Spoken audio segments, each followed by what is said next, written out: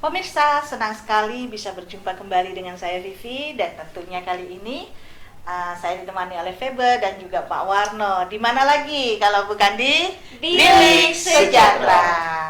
Wah, gimana kabarnya Pak Warno? Puji Tuhan, Puji baik-baik. Tuhan, baik ya. Febe juga ya, saya Puji harap Tuhan, sama. Oke, baik. sama semua. Jadi semangat nih, kita akan membahas Semangat. tentang perubahan di dalam keluarga, secara khusus antara suami dan istri dan juga anak yang menanggapinya. Ya, Ya. kan perubahan itu kadang-kadang terjadi, tidak bisa dipungkiri. Kita pasti semakin hari semakin ada perubahan yang tanpa kita sadari terjadi di dalam kehidupan rumah tangga. Mungkin kalau normalnya nih dari Pak Warno yang dulu kenceng, Bang Febe, kulitnya kenceng jadi keriput-keriput seperti sekarang. Ya, dulu kurus, sekarang agak berisi gitu ya. Tapi tidak hanya perubahan yang Fisik. pasti, yang nyata gitu ya, tapi juga dalam sikap kita Pak Warno dalam rumah tangga. Pak Warno pernah nggak terasa ada perubahan yang terjadi dalam istri? Ya, kita harus tahu tentang perubahan itu sendiri. Jadi, baik istri, anak, pokoknya satu keluarga itu harus mengerti tentang perubahan itu sendiri. Kalau tidak tahu perubahan-perubahan, wah, ada apa ini ya? Iya kan? Kita akan jadi panik Mm-mm. menghadapi persoalan. Misalnya menghadapi istri kok tiba-tiba uring-uringan. Nah, tentu kita akan melihat ada apa ini? Ada apa? Berarti peka, harus peka. Harus peka. Mungkin masa datang bulannya itu tiba, bisa jadi uring-uringan kan begitu ya. Jadi kita harus mengerti bahwa perubahan itu terjadi juga di tengah-tengah keluarga kita. Kadang-kadang juga sebagai anak nih Febe ya. Dulu orang tua bilang A, masih mendengar A.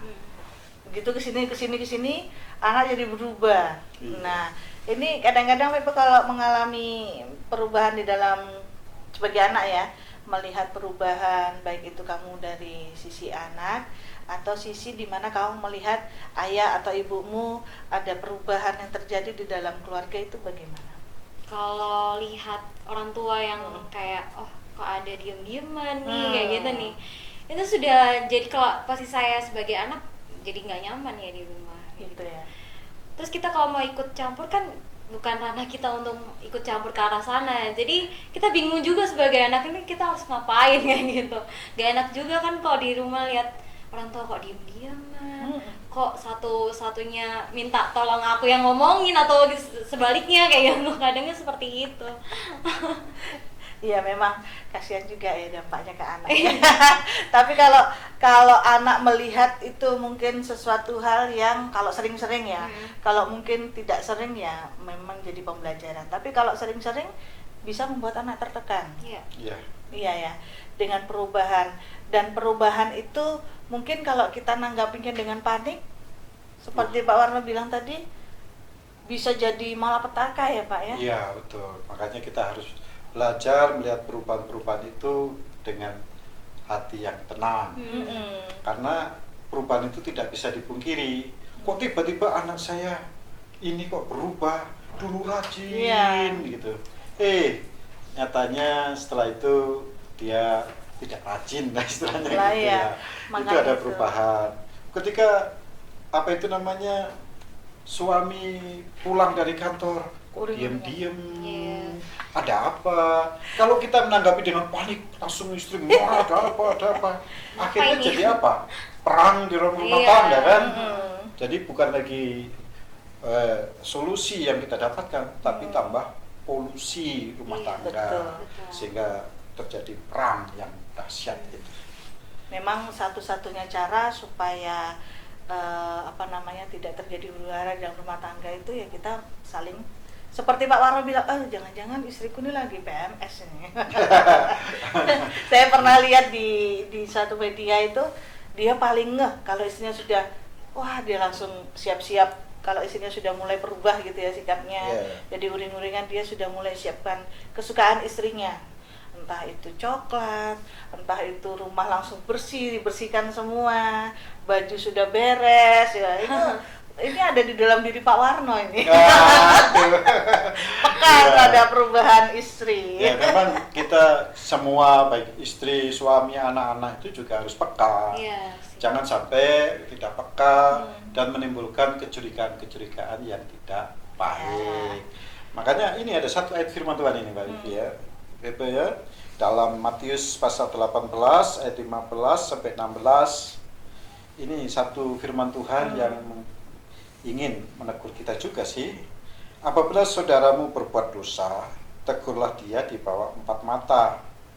Jika ia mendengarkan nasihatmu, engkau telah mendapatkannya kembali. Jika ia tidak mendengarkan kau, bawalah seorang atau 2 orang lagi, supaya atas keterangan 2 atau 3 orang saksi perkara itu tidak disangsikan. Ini memang dalam konteks kehidupan berjemaat ya. Tetapi ini juga cocok untuk kehidupan rumah tangga. Jadi ketika ada suami yang salah, istri juga jangan langsung menghakimi gitu ya. Wah, ada apa ini? Ketika anak itu juga kadang-kadang kan ada perubahan-perubahan, mungkin ada masalah di luar.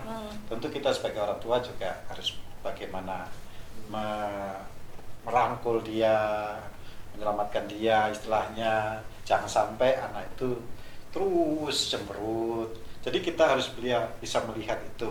Dan di atas semuanya itu Tuhan Yesus kan sudah ada di dalam kehidupan kita.